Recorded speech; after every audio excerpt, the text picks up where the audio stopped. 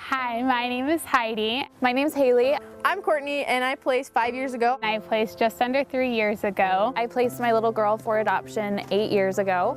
Usually I bring it up really casual. I'll just be like, did I tell you I had a baby? That's usually what I say. Did I tell you I had a baby? Because I do forget who I've told. I forget who knows and who doesn't. So I'm like, do you know I placed a child? I wasn't one of the birth moms who religiously went to group. I did go a couple of times and met some pretty amazing women that I'm still really close with. And that has blessed my life dramatically. I think it would bless it more if I would have gone more times, but I just didn't, which I kind of regret now. And I was so determined to do it on my own and be that girl, and it was really hard. And so I started going to group. I went to group in high school when I was pregnant, and went all through my pregnancy and after.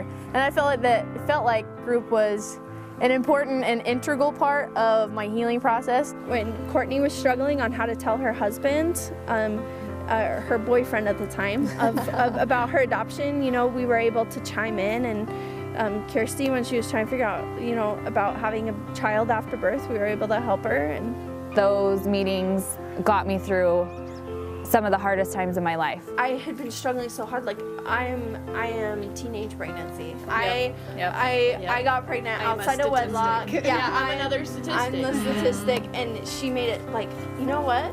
You made a mistake to get pregnant, but your child is not a mistake. Yeah. And what you chose to do is not a mistake. It's true.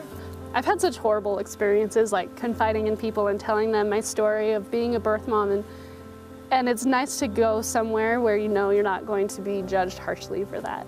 Yeah. I know with the birth mothers that I'm friends with that I can text them at any time, and when I'm crying on the floor because I have a bad day, and I can call them and they will let me know that they love me and that they are there for me. And we have a connection and a bond that you can't get anywhere else. It's amazing. It's amazing to have a friend who really can relate to just about every feeling that you're going through with adoption because they've gone through it as well. I enjoy being a birth mom, and I never thought I would. After I placed, I always knew that I wanted to connect birth moms somehow, but I didn't know how I was going to do that. And it took me 6 years to finally open up and start sharing my story. And one day it just hit me that I wanted to do something where I could get birth moms together and show these birth moms that there's other women like them. Your involvement in the community isn't going to be the same for everyone. Some people are a little more private, some people are more open. And also it's something that you evolve into.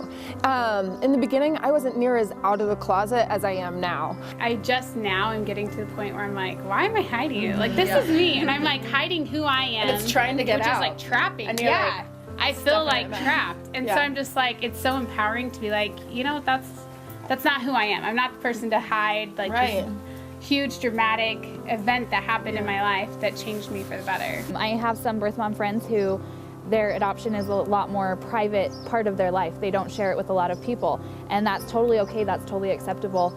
And so a lot of times they'll decide not to participate in a lot of the birth mom things that we have going on, but sometimes they need it. And so, you know, they can reach out and say, hey, I'm going through a hard time, and we can make it more of a private thing for them and connect with them and make sure that she still understands that we're there for her, even if it's not some big, huge event. One thing that I really like that I've heard said millions of times is you don't have to move on, but you do need to move forward. And I think the thing that the three of us and all our friends, you know, that are helping us, you know, we've helped each other move forward. We've helped each other say, you know what, it's okay. It's okay that you placed, and it's okay to grieve sometimes, but you've got to pick up, get out, and go do something too, you know? You can't stay and cry forever.